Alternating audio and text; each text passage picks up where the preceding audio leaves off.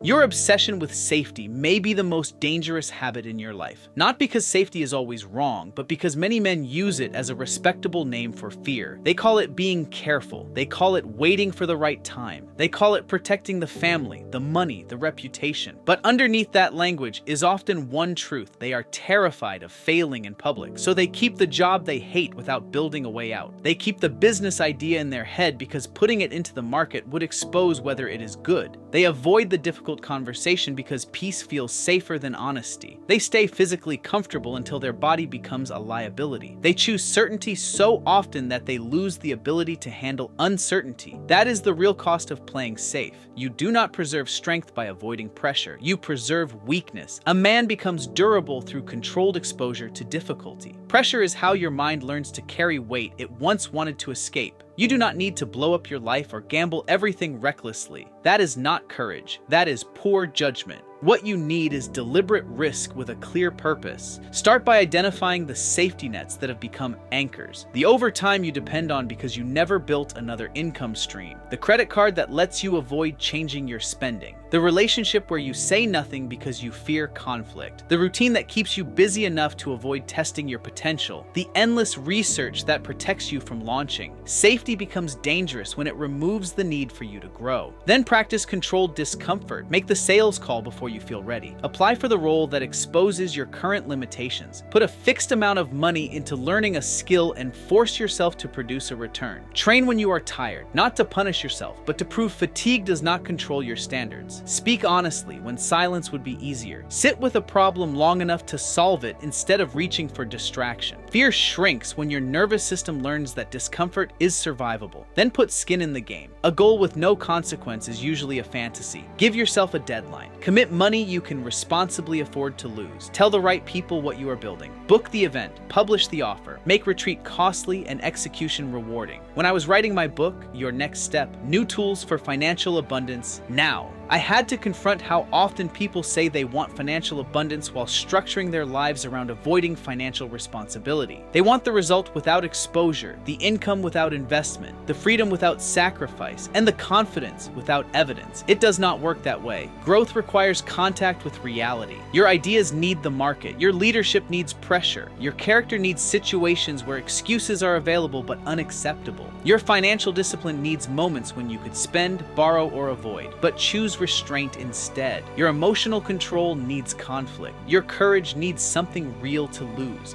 That is how strength is measured. It is measured by what remains when the outcome is uncertain. Look at your life honestly. Where have you confused stability with progress? Where are you staying because leaving would force you to become more capable? Where are you protecting an identity that has become too small for you? You may not need a dramatic leap. You may need one calculated act that breaks the pattern. One proposal submitted, one debt plan created, one difficult boundary enforced, 1 hour a day committed to building an exit from the situation you keep complaining about. One decision that proves comfort is no longer your highest value. The goal is not to become reckless. The goal is to become anti-fragile, the kind of man who gains strength from pressure because he has trained himself to face it without collapsing. Your family does not need a man who hides from every risk. They need a man who can assess risk, prepare properly, move decisively, and recover when things do not go according to plan. Your future does not need you protected from every failure. It needs you capable of surviving failure without losing your identity, discipline, or direction. Stop asking whether the next step feels safe. Ask whether staying where you are is making you weaker. Sometimes the cage has no lock. Sometimes the door is open, but comfort has trained you not to leave.